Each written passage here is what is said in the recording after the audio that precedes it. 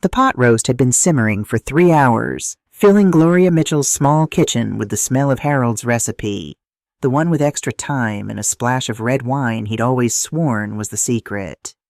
She stood at the counter, hands dusted with flour from the biscuits, and checked the clock above the refrigerator for the 4th time in 10 minutes.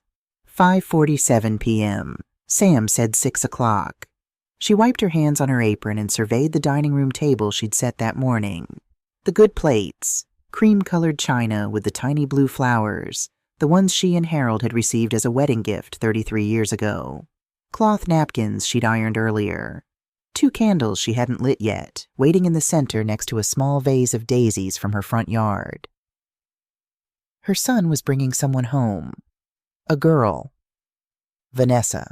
Gloria had only heard her name twice on the phone, spoken in Sam's careful voice, the one he used when he was measuring his words. "Mom, I'd like you to meet someone. Can we come by for dinner Sunday?" Through the kitchen window, she saw Sam's silver Accord pull into the driveway. Her heart did a small leap, the same leap it had done since he was 16, and she'd waited up late, listening for his car in the dark.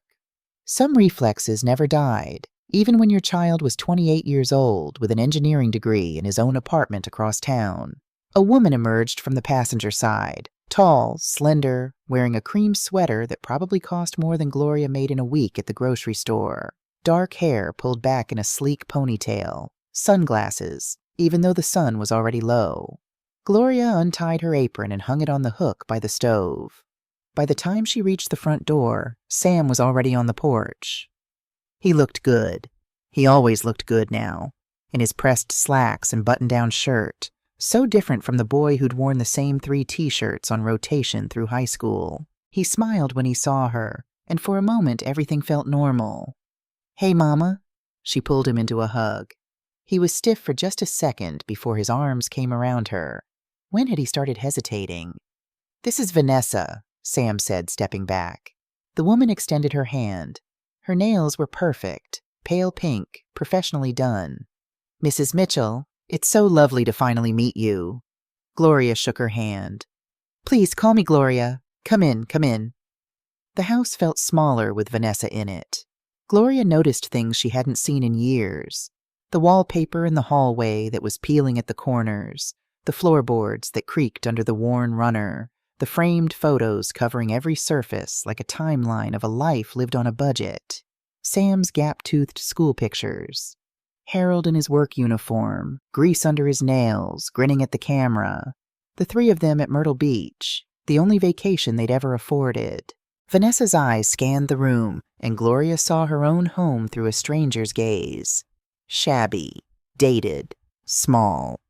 "It smells wonderful," Vanessa said, her voice bright and polite. They settled at the dining table. Gloria brought out the roasted carrots, the biscuits still warm from the oven. Sam helped without being asked, falling into the old rhythm, him carrying the heavy dishes, her following with the butter and gravy. "So, Vanessa," Gloria said once they were seated, "Sam tells me you're an architect?" "Yes, ma'am. I work at Hartman & Associates downtown, mostly residential design, some commercial projects." Vanessa cut her meat into precise small pieces. "We just finished a development in Riverside. Luxury condos." Gloria nodded, spooning carrots onto her plate. "That sounds exciting." "It is. The industry's evolving rapidly. Sustainable design, smart home integration. Sam and I actually met at a conference on urban development." Sam smiled at Vanessa, and Gloria saw something in his face she hadn't seen before. Pride, yes, but also something else. Eagerness, like he was performing. "Sam was the only engineer in a room full of architects," Vanessa continued. "He gave this brilliant presentation on electrical grid optimization for high-density housing. I was impressed." "He's always been smart," Gloria said quietly. "Even as a boy. His father used to say Sam could figure out how anything worked just by looking at it." A pause. Brief, but there. "Your father must be very proud," Vanessa said, looking at Sam. Sam reached for his water glass. "He passed away 5 years ago." "Oh." Vanessa's hand went to her chest. "I'm so sorry. Sam, you didn't—" "It's okay," Sam said quickly. Mom, these biscuits are perfect, just like Dad used to make. The conversation shifted. Vanessa talked about travel, Paris last spring, plans for Barcelona in the fall. Sam talked about his work, projects Gloria only half understood, full of technical terms he didn't bother to explain anymore. She listened and nodded and refilled glasses and tried to ignore the growing feeling that she was sitting at her own table as a guest. When Vanessa excused herself to use the bathroom, Sam helped Gloria clear the plates. "She's lovely," Gloria said, scraping scraps into the trash. "Yeah." Sam's voice was soft. "She is." "How long have you been seeing each other?" "About a year." Gloria paused, her hands in the soapy water. "A year?" "I wanted to be sure before I introduced you." "Sure of what?" Sam didn't answer. He just dried the dish she handed him, his jaw tight. 3 months passed before Gloria heard from Sam again, not counting the brief Sunday afternoon phone calls that felt more like obligations than conversations. Then, on a Thursday evening in March, her phone rang. Sam's name on the screen. "Mom, I have some news." Gloria's hand went to her chest, the old reflex, the mother's instinct that news could be good or bad, and you never knew which until the words came out. "What is it, baby?" "Vanessa and I are engaged." Relief, then joy, then a small sting she couldn't quite name. "Oh, Sam, that's wonderful. When did—" "Last weekend. I took her to the gardens where her parents got engaged. It felt right." "I'm so happy for you." "Thanks, Mom. Listen, we're thinking of fall wedding. October, probably. Vanessa's mom is already going crazy with planning. If there's anything I can do, we'll let you know. I should go. We're meeting the caterer in 20 minutes. The call ended. Gloria sat in her living room, phone still in her hand, and realized her son had gotten engaged, and she'd found out 4 days later in a phone call that lasted 90 seconds. She called her best friend Dorothy Parker, who everyone called Dot. "He proposed last weekend," Gloria said. "And he's just now telling you?" Dot's voice sharpened. "Gloria, he's been busy. Planning a wedding is a lot of work." "Uh-huh." Gloria heard the doubt. She ignored it. "I'm going to throw them an engagement party," Gloria said. "Something small, at the church. Just our people, you know? Reverend Sullivan can say a blessing, and we'll have cake and—" "That sounds lovely," Dot said, her voice gentler now. Gloria planned it for 3 weeks out. She made calls, sent invitations to the small circle of people who'd known Sam since he was born, church members, a few neighbors, old family friends. She ordered a cake from the bakery on 5th Street, white with buttercream roses. She bought sparkling cider and plastic champagne flutes and a banner that said "Congratulations" in silver letters. The day arrived. 8 people showed up. Gloria stood in the church fellowship hall watching the door. At 2:45, Sam and Vanessa walked in. They stayed 30 minutes. Vanessa smiled politely through the well wishes, her phone in her hand, checking it every few minutes. Sam's hug was quick when he said goodbye. "Thanks for doing this, Mom. We've got to run. Vanessa's parents are having a dinner thing tonight." After they left, Dot helped Gloria clean up. "Don't say it," Gloria said, wrapping leftover cake in foil. "I'm not saying anything." "You're thinking it." Dot paused, holding a stack of unused napkins. "I'm thinking that boy didn't even take a picture with you." Gloria looked at the corner of the room where she'd set up a small photo area, a backdrop, a sign she'd made herself. Unused. That night she called Sam. "Did Vanessa like the party?" "She loved it, Mom. Really. She said it was sweet." Sweet. The word felt like a pat on the head. "Mom, I wanted to talk to you about the wedding." It was May. Gloria was peeling potatoes at her kitchen sink when Sam called. She wedged the phone between her ear and shoulder. "Of course, honey. What do you need?" "The Westons, Vanessa's parents. They've offered to cover the costs. They really want to do this." "That's generous of them, but Sam, I've been saving. I want to contribute. Your father would have wanted—" "Mom!" His voice was firm. "They insist. Richard, that's Vanessa's dad. He's got connections with vendors, venues, all of that. It's already in motion." "Well, what about the rehearsal dinner? I could—" They've got that covered too. Gloria's hands stilled in the water. What can I do then? Just show up and enjoy yourself. That's all we need. Can you at least tell me when and where? I'd like to start looking for a dress. I'll send you the details soon. Promise. The details never came. Weeks passed. Gloria called twice. Sam said he'd text her. The texts didn't arrive. She told herself he was busy, planning a wedding while working full-time. That was a lot for anyone. Then, one afternoon in June, Gloria stopped by Sam's apartment with a casserole. He'd mentioned being swamped at work, and she thought he might not be eating right. He wasn't home, but the door was unlocked. She let herself in, left the casserole in the fridge with a note. On her way out, she saw his laptop open on the coffee table. The screen was still lit. She shouldn't have looked. She knew that. But something pulled her eyes to it. An email already open. From Elena Rodriguez. Elena, Elegant Affairs Planning, Com. To Samuel Mitchell. Subject, Contract Confirmation. Samuel, Peer our discussion. I've listed Gloria Mitchell as primary contact for all vendor contracts. This protects the Weston family in case of any complications. Your mother's signature on file gives us the legal coverage we need while maintaining the family's privacy. Please confirm you've informed her of this arrangement. Best, Elena Gloria read it twice, then a third time. Primary contact. Vendor contracts. Her signature. She'd never spoken to anyone named Elena Rodriguez. She'd never signed anything. She pulled out her phone, took a photo of the screen, then left the apartment quickly, her heart hammering. At home, she stared at the photo, read the email again. Then she opened her junk mail folder, the one she rarely checked, and searched for Elena's name. 7 emails, all marked as spam, all from the past 3 months. Confirming consultation call. Attached contract for your review. Final approval needed for floral arrangements. Outstanding balance on deposit. Gloria clicked on the attachment from the first email. A contract. Her name typed at the bottom. A signature that looked like hers but wasn't. Close enough to pass, but the loop on the G was wrong. Harold used to tease her about that loop. Someone had forged her signature. Her son had forged her signature.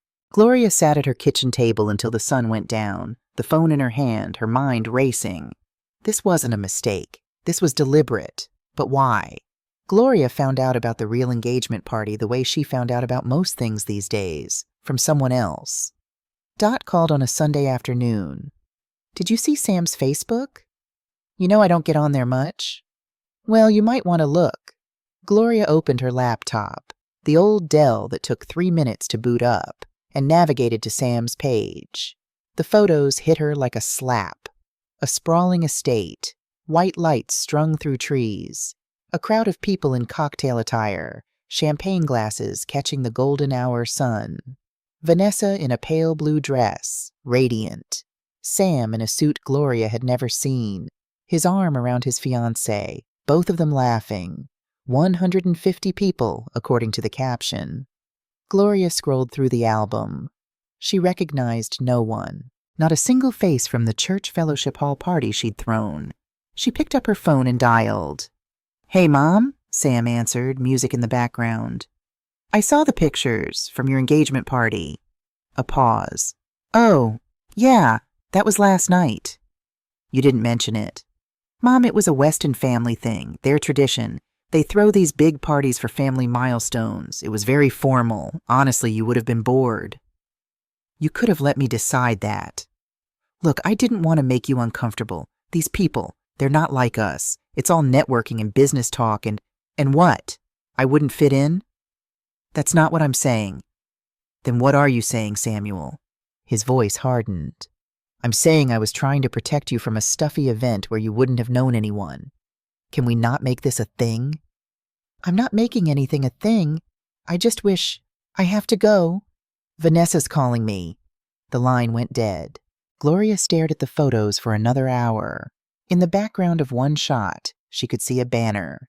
Vanessa and Samuel, a perfect match. She closed the laptop. Catherine Weston called in late July. "Gloria, this is Catherine, Vanessa's mother. I hope I'm not catching you at a bad time. Not at all. Gloria was on her lunch break at the grocery store, eating a sandwich in her car. I wanted to reach out about your dress for the wedding. Have you given it any thought? I was planning to go shopping soon, actually. Wonderful. Why don't we go together? I know a lovely boutique. Say Saturday at 10? Gloria hesitated. Something in Catherine's voice, too bright, too controlled, set her on edge. But she agreed. Saturday morning, Catherine picked her up in a black Mercedes. The boutique was in a part of town Gloria rarely visited, where parking meters cost more per hour than she made. Inside, a saleswoman greeted Catherine by name. Mrs. Weston, lovely to see you. We're looking for something for my future mother-in-law. Something appropriate. The word hung in the air. The saleswoman led them past racks of elegant gowns, silk, chiffon, beaded details. Gloria's fingers brushed a navy dress with delicate lace sleeves. Oh, not those, Catherine said quickly. These are evening wear.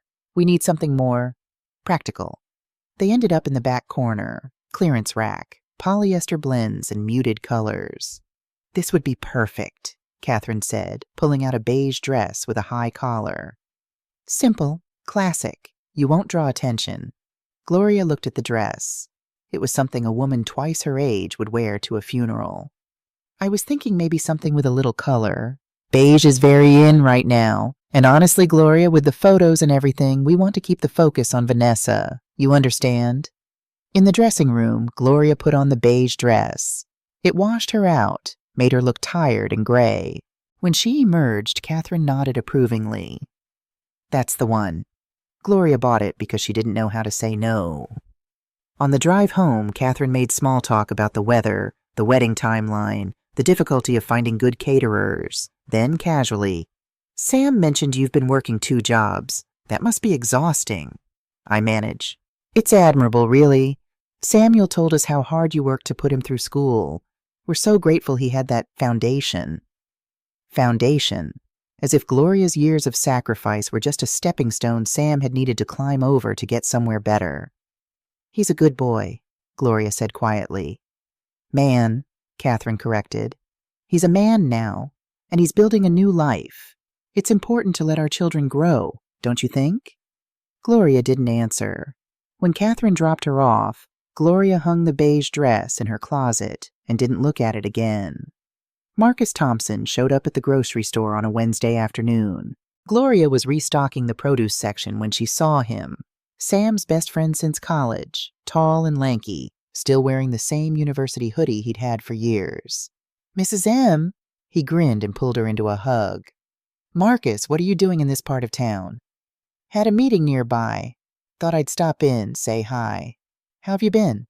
They talked for a few minutes. His job, his sister's new baby, the Braves' terrible season. Then, as Gloria was turning back to the lettuce display, Marcus said, Hey, I'm sorry you haven't been feeling well. Gloria froze. What? Sam mentioned you've been under the weather. That's why we haven't seen you around much. You feeling better? Marcus, I'm not sick. His smile faltered. Oh, Sam said, what did he say exactly? Marcus shifted his weight, uncomfortable now. Just that you've been dealing with some health stuff, that you've been tired a lot. I figured that's why you weren't at the engagement party or the venue walkthrough or... He stopped. Wait, did he not tell you about those? Gloria's chest tightened. No. Shit. Marcus rubbed his face. Mrs. M, I'm sorry. I thought you knew. I thought you just couldn't make it because I'm sick? That's what he said. They stood there in the produce section, between the romaine and the kale, while the truth settled between them. Marcus, Gloria said carefully, has Sam said anything else about me? Marcus looked like he wanted to disappear. Mrs. M, I don't want to. Please, he sighed. A couple months ago at drinks, someone asked about the wedding. About you. Sam said you were fragile. That the stress might be too much. That it was better to keep you at a distance. Fragile. Did he say anything else? He said you have trouble with letting go, that you've been depressed since Mr. Mitchell died, and that him getting married is bringing up a lot of stuff for you." Gloria nodded slowly, her face carefully blank. "Thank you for telling me." "Mrs. M, it's okay, Marcus. I appreciate your honesty." After he left, Gloria finished her shift on autopilot. When she got home, she sat in Harold's old recliner, the one she still hadn't gotten rid of, and let herself cry. Sam was telling people she was unstable, sick, unable to handle reality. He was erasing her one lie at a time. Gloria waited 3 days before calling Sam. She needed time to collect herself, to figure out what to say. "Mom, hey, can I call you back? I'm in the middle of—" "No, we need to talk now." Something in her voice made him stop. "Okay, what's wrong?" "I ran into Marcus at the store." Silence. "He told me I haven't been feeling well." "Mom? Why are people under the impression that I'm sick, Samuel?" "I didn't look. I think people just misunderstood. I mentioned you've been tired since Dad died and maybe someone took it the wrong way. Tired is very different from fragile, or depressed, or unable to handle the stress of your wedding." "Who said that?" "You did." A long pause. Then, "Why are you doing this?" "Excuse me? Making everything about you. This is my wedding, Mom. Mine and Vanessa's. And every time I turn around, you're calling me, questioning me, making me feel guilty for trying to live my own life." The words hit like a punch. "Sam, do you have any idea how hard this is? Trying to blend two families, two different worlds? I'm doing my best here, and all you can do is complain that you're not involved enough." "I'm not complaining. I'm trying to understand why—" "You know what? I don't have time for this. I have a meeting in 10 minutes. "Samuel, don't hang—" The line went dead. Gloria sat with the phone in her lap. Her hands were shaking. That was the first time her son had yelled at her in 20 years. The invitation came via email 2 weeks before the wedding. Formal. Engraved header. "Mr. and Mrs. Richard Weston request the pleasure of your company at a family dinner." Gloria wore her best dress, not the beige one, but a dark green one she'd bought for Harold's funeral and never worn again. She drove to the address in the suburbs, where houses sat on 2-acre lots behind iron gates. The Weston home was exactly what she'd imagined. Brick colonial, white columns, a circular driveway with a fountain. A black woman in a catering uniform answered the door and led Gloria to the dining room. Crystal chandelier, table that could seat 12.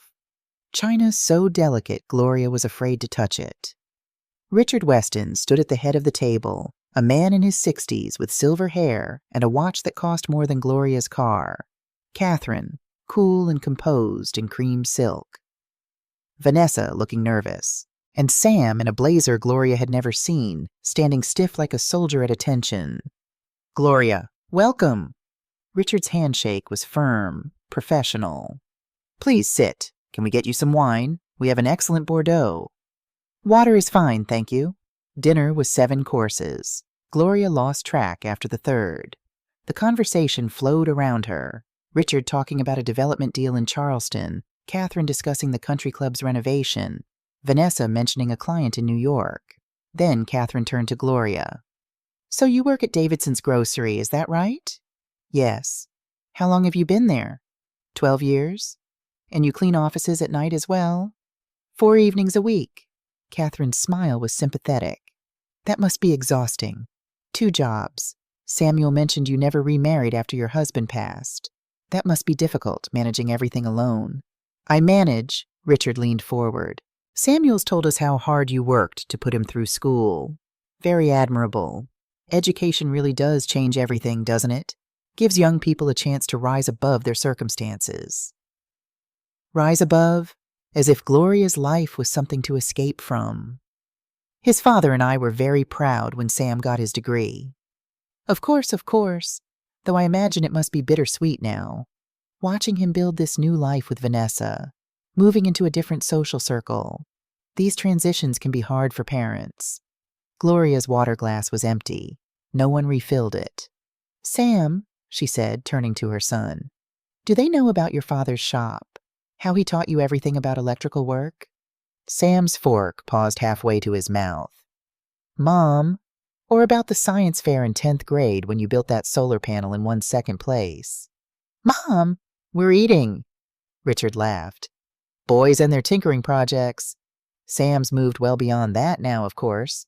We're bringing him on as a partner in Weston Properties. Real opportunity there. The rest of the dinner blurred. When it finally ended, Sam drove Gloria home in silence. They sat in her driveway, engine running. Sam, Gloria said quietly, do they know about your father?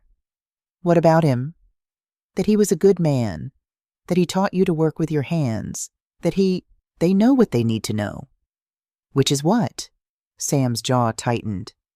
Can we not do this? Do what? Talk about your father? Make this harder than it needs to be. Samuel, what did you tell them about us? He didn't answer, just stared through the windshield. Did you tell them about the church dinners?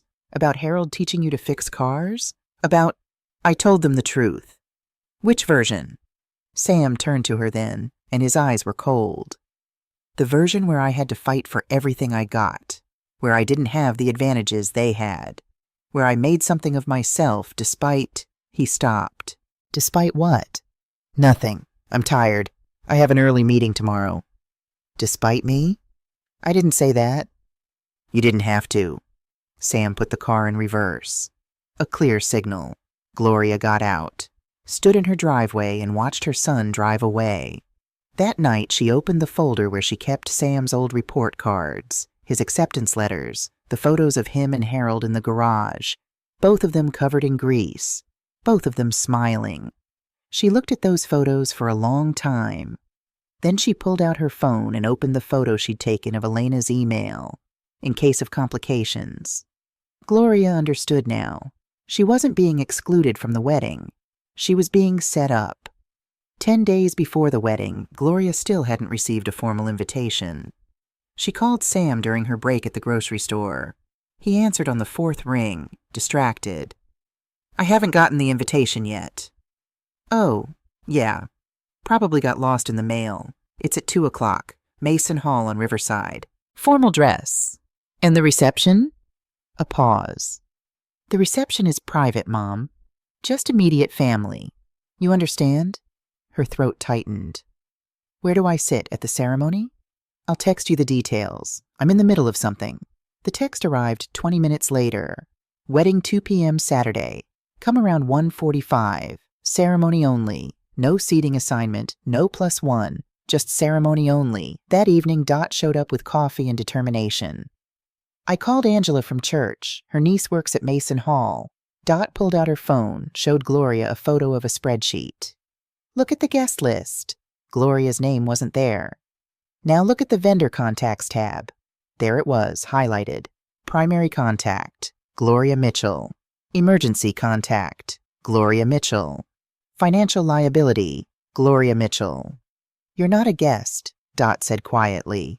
You're the person legally responsible for everything. Gloria called the florist first, Grace Winters.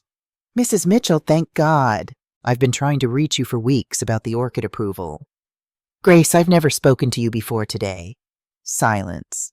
But you're the primary contact. Your email approved the designs in May. Can you send me those emails? Within minutes, Gloria was staring at correspondence she'd never sent. Her name, her email, except she'd never written them. The baker was next. Madam Mitchell, the deposit, $4,500. It's overdue. I never had a consultation with you. But we spoke for 30 minutes in April. Gloria checked the date. She'd been working a double shift. Impossible. Mason Hall's venue manager was blunt. Mrs. Mitchell, we need $35,000 by Thursday or we cancel. Send me the contract I supposedly signed. When it arrived, Gloria stared at the signature. Close to hers, but wrong. The loop on the G was off. The tail on the L too short. Someone forged my signature, she said aloud. Dot looked over her shoulder. This is fraud, Gloria. Your son committed fraud. Gloria opened Elena Rodriguez's email again. This protects the Weston family in case of any complications. They're using me as a shield, she breathed. If anything goes wrong, lawsuits, unpaid vendors, It all falls on me. What are you going to do? Gloria stared at the forged signature. I need to make some calls. They stayed up until midnight, documenting everything. Someone had created email accounts in Gloria's name. Someone had forged her signature on 7 contracts totaling $85,000. Someone with access to information only Sam would know. Call the police, Dot said. Gloria shook her head. She walked to the mantel, touched Sam's graduation photo, remembered his speech. None of this would be possible without my mother's sacrifices. When had gratitude turned to shame? What are you going to do? Dot asked. Gloria's voice was steady. I'm going to give Sam exactly what he wants. He wants me gone? I'll disappear. But on my terms. The next morning, Gloria called Marcus. Mrs. M, about what I said? Marcus, I need complete honesty. When did Sam change? After he met Richard Weston, 6 months into dating Vanessa. Richard offered Sam a partnership, 6 figures, equity, everything. But he said something about investing in the right kind of people who fit our culture. I think Sam heard that as, become someone different.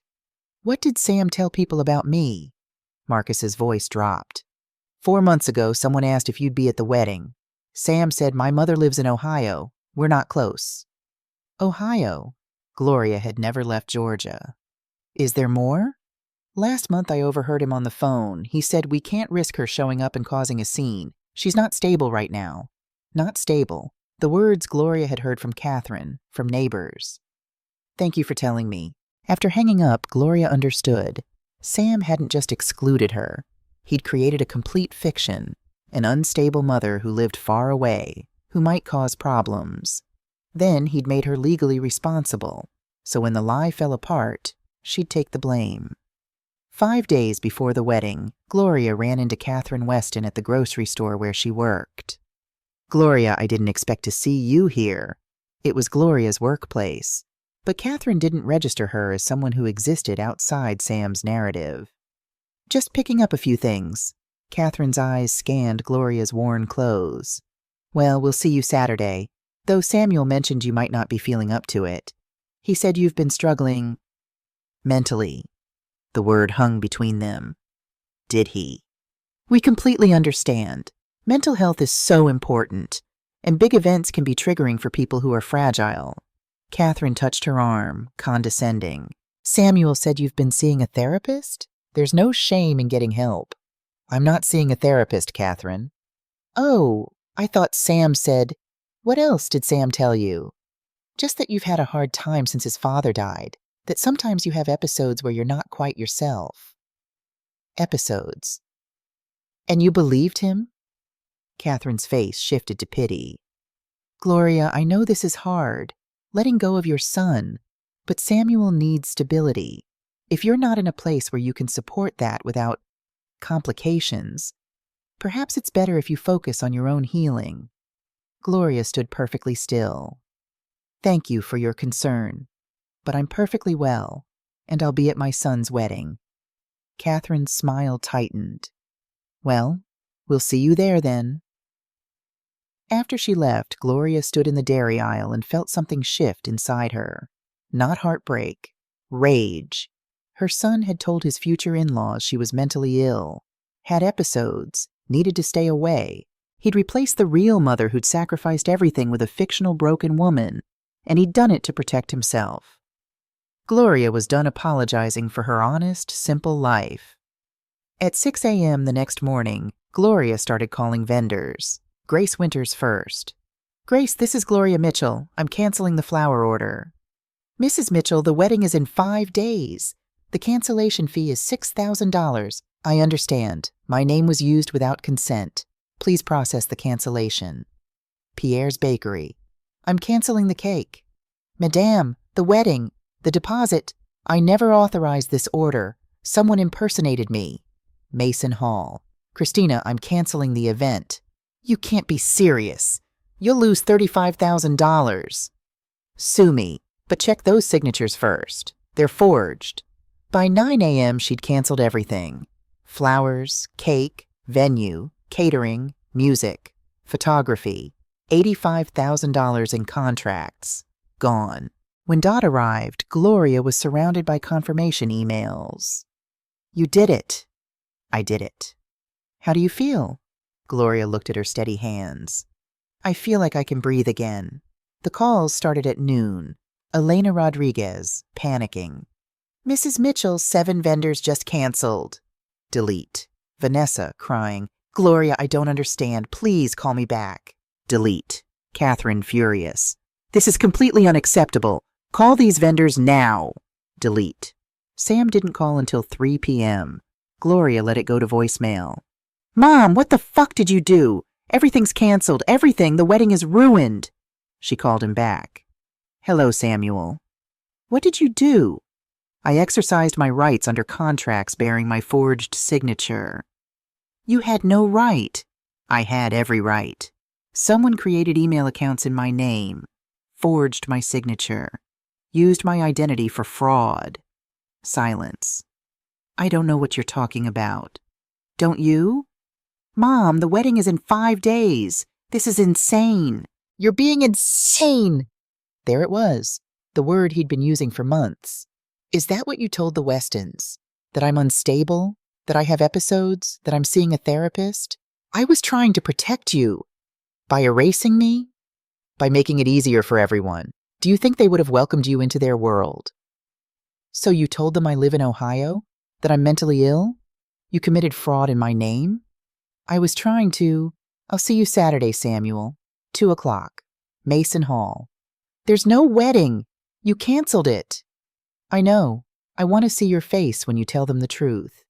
She hung up. The next morning, Gloria bought a navy blue dress at Belmont's. $300, more than she'd ever spent on clothing. She didn't hesitate. She had her hair done. Not controlled like Catherine's, but natural. Silver strands shining proudly.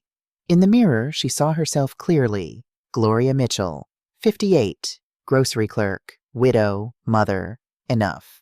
That evening, she wrote a letter. Samuel, I don't know when you started being ashamed of me, but I'm not ashamed of my life. Your father and I didn't have money, but we had love and integrity. You were everything to us. What you did, forging my signature, calling me mentally ill, that isn't love. That's cruelty. I canceled your wedding not to hurt you, but to stop you from hurting me. I'll be at Mason Hall Saturday, not because you want me there, but because I'm your mother, and I won't disappear. She folded the letter into her purse. Friday afternoon, Sam's car pulled up. He looked destroyed, eyes red, shirt wrinkled. Mom, I need you to fix this. No. Vanessa's falling apart. Her parents are threatening to sue. Everything is honest now, the way it should have been. This isn't honest. This is revenge. Revenge would be pressing charges for fraud. This is self-protection. You're ruining my life. You already did that. I'm just refusing to go down with you. His face twisted. Everything I did, lying to the Westons, using your name, I had no choice. You think they'd accept me if they knew my mom works at a grocery store? That we lived in this tiny house with secondhand furniture? The words hit like stones. You think love means being ashamed? I think survival means letting go of the past. I'm not the past. I'm your mother. You're an anchor, the words exploded. Always holding me back, making me feel guilty for wanting more than this. He gestured at her house, her life, with disgust. Wanting more is fine.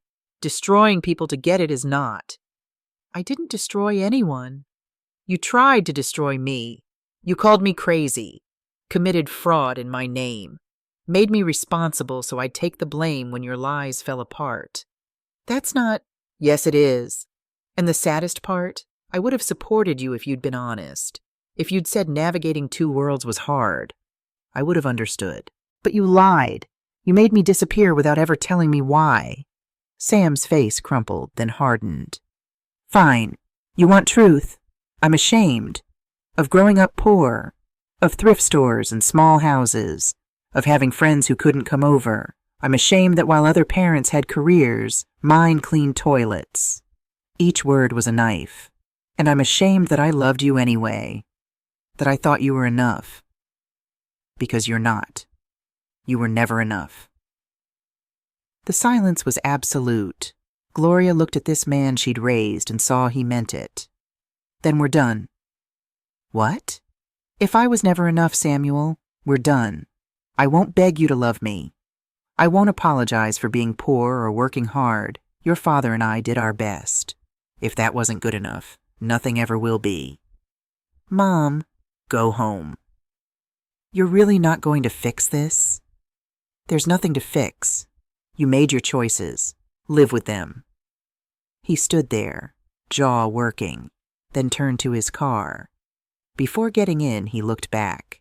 I'll never forgive you for this. Gloria met his eyes. I know. He drove away. Gloria stood in her yard until sunset, then went inside, laid out her navy dress, and set her alarm. Tomorrow, she would go to her son's wedding and let the truth speak for itself. Saturday, October 14th, 1:50 p.m., Gloria pulled into the parking lot of Mason Hall in her 15-year-old Honda, Dot beside her in the passenger seat. The lot was packed with expensive cars, Mercedes, BMWs, a Tesla. Her car looked like what it was, out of place. Guests milled outside the entrance, dressed in their formal best, checking phones, confusion evident on their faces. A woman in a peach dress was arguing with someone on her cell. A man in a gray suit kept checking his watch. You ready? Dot asked. Gloria looked down at her navy dress, her hands steady on the steering wheel. Yes. They walked toward the entrance together. A few people glanced at them, then looked away. Gloria and Dot didn't belong to this crowd, and everyone knew it. Inside the lobby, the confusion was louder. No one's answering. Drove 2 hours for this. Completely unprofessional. A wedding coordinator in a black suit stood near the entrance to the main hall, clipboard in hand, looking stricken. When she saw guests approaching, she plastered on a smile that didn't reach her eyes. If you could just wait in the lobby, we're sorting out a small delay. Small? A woman's voice cut through. We've been waiting 45 minutes. Gloria moved past them into the main hall. The space was beautiful and heartbreaking. Rows of white chairs arranged perfectly. An arch at the front, waiting for flowers that would never arrive. Tables set along the sides for a reception that wouldn't happen. A space where a cake should stand. Empty except for a white cloth. No flowers, no centerpieces, no music. Just the skeleton of a wedding. People were scattered in small groups, whispering. Some were trying the doors to the side rooms. Others were on their phones, clearly getting no answers. Near the front, Richard Weston stood with his phone pressed to his ear, face red, voice carrying. I don't care what your cancellation policy is. This is unacceptable. Do you have any idea how much? He stopped, listened, then erupted again. What do you mean the primary contact canceled? I'm the one who... He hung up, turned, and that's when he saw Gloria. His eyes narrowed, trying to place her. She was vaguely familiar, someone he'd seen before but couldn't quite remember. In his world, people like Gloria were background noise. Excuse me, he called out. Do you work for the venue? We need someone to explain what's happening here. Before Gloria could answer, Catherine appeared from a side hallway, her face tight with barely controlled panic. She stopped dead when she saw Gloria. You, Catherine breathed. What are you doing here? Richard's head snapped toward his wife. You know her? That's Samuel's mother. The lobby noise seemed to fade. Several guests turned to look. Richard's confusion deepened. That's impossible. Samuel said his mother... He stopped himself, but too late. Gloria took 3 steps forward, her voice calm and clear. Samuel said his mother what, Mr. Weston? A door burst open. Sam emerged from what must have been the groom's room, still in dress pants and an undershirt, no jacket, his face the color of ash. Vanessa was behind him in a silk robe, her hair done, her makeup perfect, but her eyes swollen from crying. Sam froze when he saw Gloria. Mom, the word came out strangled. What are you... You shouldn't be... I told you I'd be here. Richard stepped between them. his businessman's instinct to take control kicking in. Someone needs to explain what the hell is going on. I've been on the phone with vendors for the past hour. Everything's been canceled. The flowers, the catering, the cake. The person who canceled was me, Gloria said clearly. The hall went silent. Richard stared. You? My name is on all the contracts, so yes, I canceled them. But Richard pulled out his phone, scrolled frantically. I paid for everything. The deposits, the fees. Why would your name be on? He looked at Sam. Samuel? Sam's mouth opened and closed. No words came out. Catherine moved closer, her voice sharp. Gloria, I don't know what kind of game you're playing, but this is completely... It's not a game. Gloria kept her eyes on Richard. Mr. Weston, could you tell me, what did my son say about me? I don't see how that's relevant. Please. Something in her voice made him pause. Richard glanced at Sam, then back to Gloria.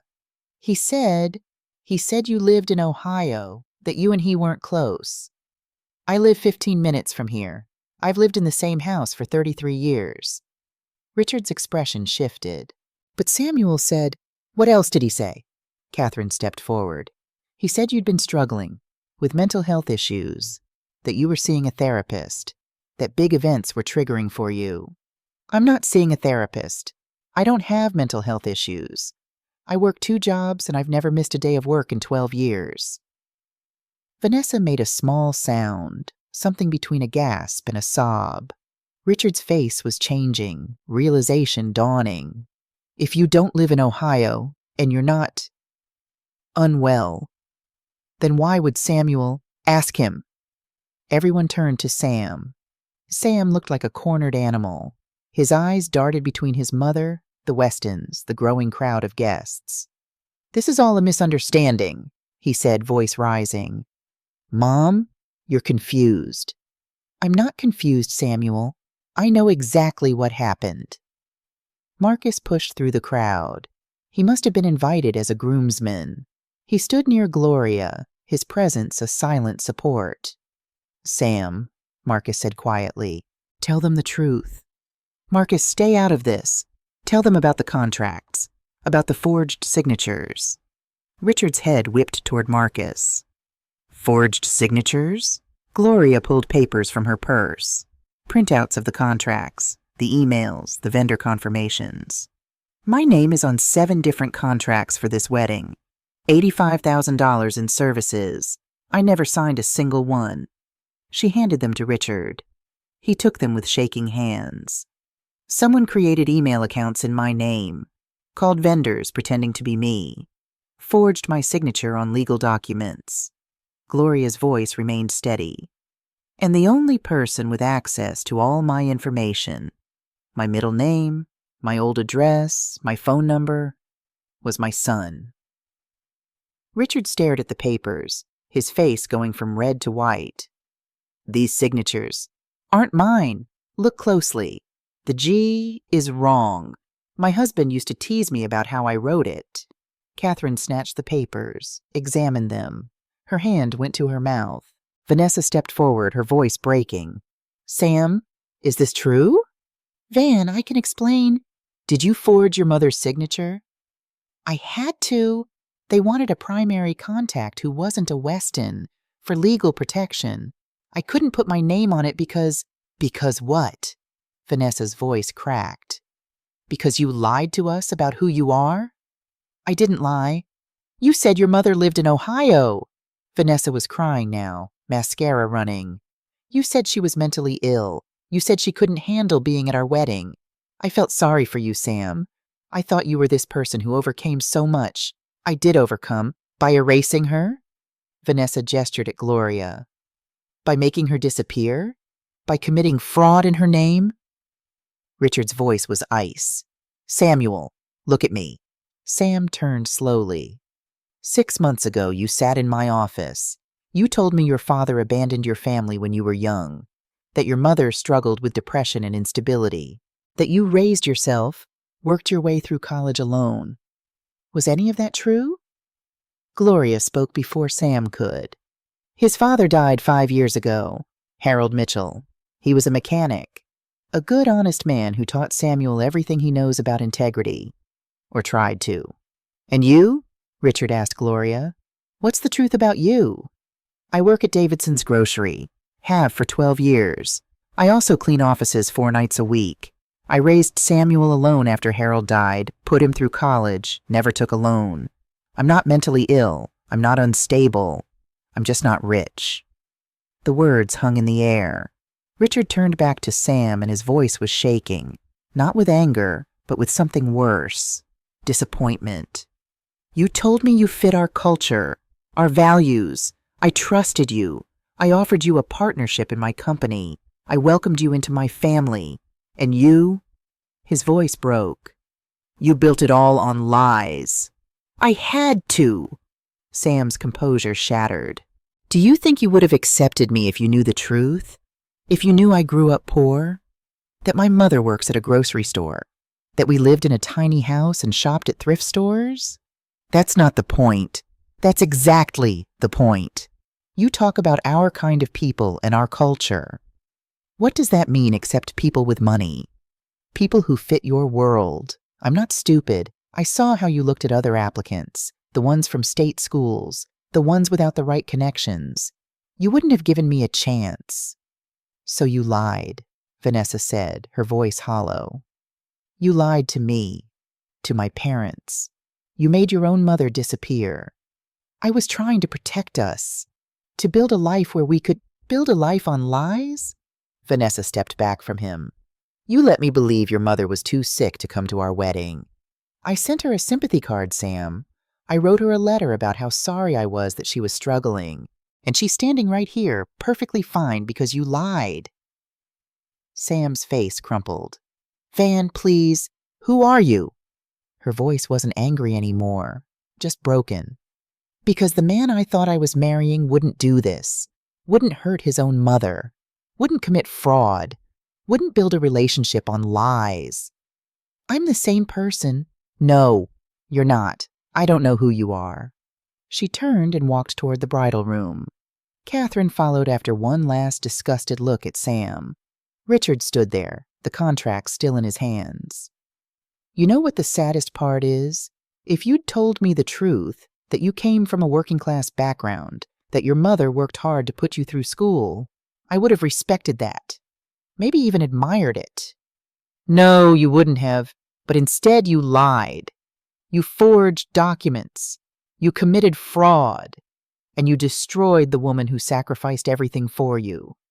Richard dropped the papers on a chair. The partnership is revoked, and if your mother decides to press charges, I won't lift a finger to help you. He walked away. The hall was silent except for the sound of people shifting, uncomfortable. Guests started filing out, whispering, avoiding eye contact. Sam stood alone at the front of the empty hall, still in his undershirt, surrounded by the ruins of his wedding. Finally, he turned to Gloria. Are you happy now? Gloria looked at her son, this stranger wearing her child's face, and felt exhausted. No, Samuel, I'm not happy. I'm heartbroken.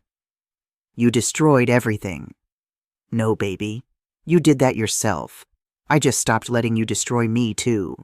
Sam's face twisted. I was trying to give us a better life. By being ashamed of the life that got you there? Gloria shook her head. Your father worked his hands to the bone so you could have opportunities. I worked 2 jobs for 12 years. We were proud of you. We loved you. And you decided that wasn't enough. It wasn't enough, not for them. Then they weren't worth having. Sam stared at her, breathing hard. Then something in him broke. He sank into a chair, head in his hands. Gloria stood there for a long moment, wanting to comfort him the way she had when he was small. But that boy was gone, and this man needed to face what he'd done. She turned to leave. Mom, his voice was small. I'm sorry. Gloria stopped but didn't turn around. I know you are, but sorry doesn't fix this, Samuel. You have to live with what you did, and so do I. She walked out of Mason Hall with Dot beside her, her head high, her navy dress rustling. Behind her, she heard Sam start to cry. She didn't look back. Outside, guests were dispersing, some angry, some confused, some clearly delighted to have witnessed such drama. Cars were already leaving the parking lot. Reverend Sullivan from Gloria's church was there. Sam must have invited him for appearances. He approached Gloria, his weathered face kind. "Gloria, I'm sorry you had to do this." "I'm sorry it was necessary." He squeezed her hand. "You showed him what dignity looks like. That matters." After he left, Gloria and Dot sat in the car for a moment, neither speaking. "You okay?" Dot finally asked. "I don't know yet." "You did the right thing." "Did I?" "He's my son, Dot. I just watched him lose everything." "He did that to himself." Gloria knew that was true, but it didn't make it hurt less. 2 days later, Richard Weston called. "Mrs. Mitchell, I owe you an apology." His voice was different, stripped of its usual commanding tone, quieter. "I should have asked more questions. When Samuel told me about you, about your situation, I accepted it without verification. That was wrong." "You believed what you wanted to believe," Gloria said. "It fit your expectations." "Yes, and I'm ashamed of that." A pause. "I've spoken with my lawyers. If you choose to press charges for the fraud, we won't contest it. Samuel used my resources to commit those crimes. He'll face consequences." "What kind of consequences?" "Civil penalties, at minimum. Possibly criminal charges, depending on what you decide. And he's no longer employed by Weston Properties." Gloria was quiet. "Mrs. Mitchell, I want you to know, Vanessa has ended the engagement. Not because I forced her to. Because she realized she didn't know the man she was marrying." "How is she?" "Heartbroken. But she'll recover. She's stronger than I gave her credit for." After the call, Gloria sat at her kitchen table, staring at nothing. She could press charges. Sam had committed fraud, identity theft. He deserved legal consequences, but he was still her son. She decided to wait, to think, to see if he would try to make things right. 3 weeks passed. Sam didn't call. Then, on a Tuesday evening, there was a knock at Gloria's door. Sam stood on her porch, thinner than she remembered, dark circles under his eyes. He looked like he hadn't slept in weeks. "Can I come in?" Gloria stepped aside. They sat at the kitchen table, the same table where she'd made him breakfast for 18 years, where they'd done homework, where Harold had taught him to fix things. "I lost everything," Sam said finally. "The job, Vanessa, the apartment. I can't afford it anymore. I'm staying with Marcus." Gloria didn't respond. "I've been seeing a therapist, Dr. Williams. She says I have shame-based identity issues, that I internalized the message that being poor meant being less than." "Did your father and I make you feel that way?" "No."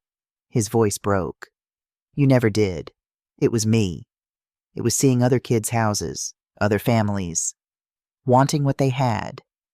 And when I finally got close to having it, with the Westons, I couldn't let anything threaten it. Even you." Gloria's eyes filled. "I was never a threat, Samuel. I know that now." They sat in silence. "I'm not asking you to forgive me," Sam said. "I don't deserve that. I needed you to know that I understand what I did. I destroyed the people who loved me to impress people who never really did." Gloria reached across the table, took his hand. "I still love you, baby. That never changed." "How can you? After what I did? Because you're my son. But love doesn't mean forgetting, or pretending it didn't happen. You hurt me, Samuel, deeply. I know. And it's going to take time, a long time, for me to trust you again. I understand." Gloria squeezed his hand, then let go. "Go home, Sam. Keep seeing your therapist. Keep doing the work. And when you're ready, when you've really changed, we'll talk again." He nodded, stood to leave. At the door, he turned back. "Dad would be so disappointed in me." Gloria thought about Harold, his calloused hands, his honest work, his simple integrity. "Yes," she said quietly, "he would, but he'd also give you a chance to make it right. That's what he did. He fixed things. Sam's eyes filled. I don't know how to fix this. You start by being honest. About everything. About who you are, where you came from. You stop running from your own life. He left. Gloria stood at her window, watching him walk to his car. Not the Accord anymore. Probably couldn't afford the payments. An older model. Humbler. Maybe that was a start. Winter came. The holidays passed quietly. Gloria spent Christmas with Dot and Reverend Sullivan, who'd been stopping by more often lately, ostensibly to check on her, but really, she suspected, because he was lonely too. Life settled into a new rhythm. Work. Church. Small pleasures she'd forgotten to notice. Her morning coffee. The cardinal that visited her bird feeder. The satisfaction of a clean house. Sam called once a week. Short conversations. Careful. He'd found a job at a smaller engineering firm. Vanessa had moved to Charlotte. She'd sent Gloria a letter, apologizing for not seeing the truth sooner. Gloria wrote back, "You saw what he showed you. We all did." In late February, Sam asked to meet for coffee. They sat in a diner booth, awkward at first. "Dr. Williams says I need to make amends. Real ones, not just apologies." "What does that look like?" "I don't know yet. But I wanted to tell you something." He pulled out a folder. "I contacted all the vendors, explained what happened, that I forged your signature. I'm paying them back, all of it. It'll take me years, but—" "Sam, that's $85,000. I know. I set up payment plans. I'm selling everything I don't need. I might have to file bankruptcy, but it's what I owe. For what I did." Gloria stared at the payment schedules. Her son, taking responsibility. "And I told Richard the truth. The whole truth. About Dad, about you, about growing up. I asked him not to press charges against me, but I told him I'd understand if he did." "What did he say?" "That he'd think about it.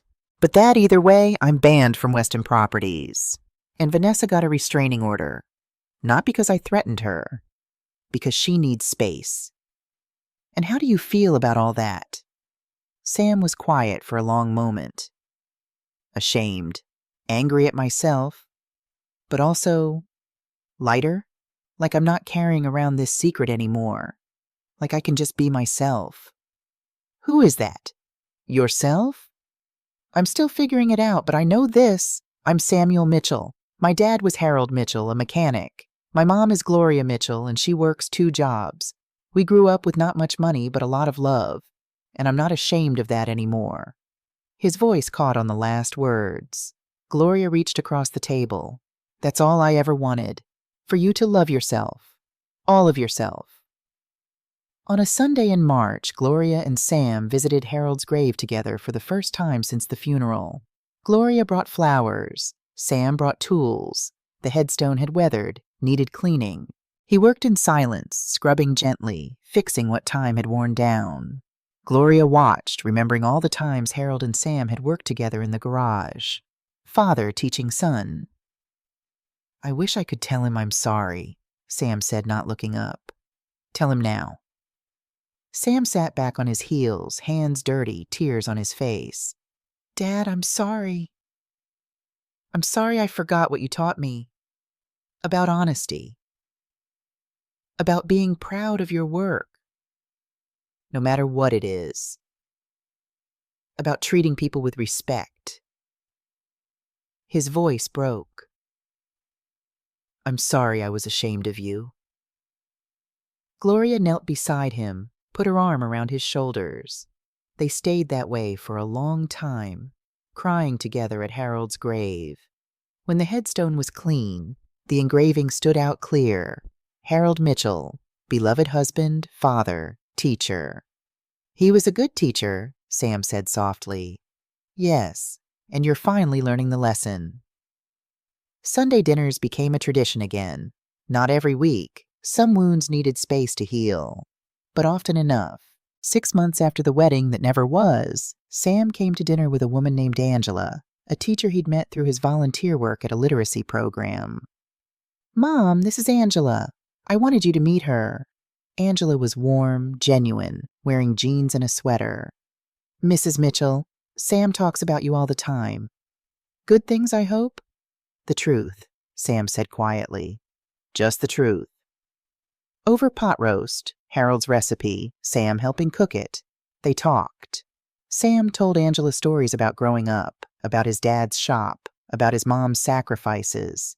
He didn't embellish, didn't minimize, just told the truth. Gloria watched her son, really saw him for the first time in years. Not the perfect image he'd tried to create, not the ashamed boy hiding his past. Just Samuel, flawed, honest, hers. After dinner, Sam helped with dishes while Angela and Gloria had coffee. He's different than when we first met, Angela said. More real. He's becoming himself, Gloria said. Finally. When they left, Sam hugged her tight. Same time next week? Same time. Gloria stood on her porch, watching them drive away. The night was clear, stars visible above her small house on its small lot in its modest neighborhood. She went inside, picked up the photo of Harold. He's going to be okay, she whispered. Our boy's going to be okay. She set the photo down, turned on the kitchen light, and began cleaning up. The ordinary work of an ordinary evening in an ordinary life. And for the first time in a long time, ordinary felt like exactly enough.